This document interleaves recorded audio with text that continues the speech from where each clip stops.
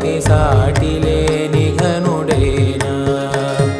నీరజాక్షి అలిగే వేళ నుడి విల్లు ముడి వంచగలడా సడే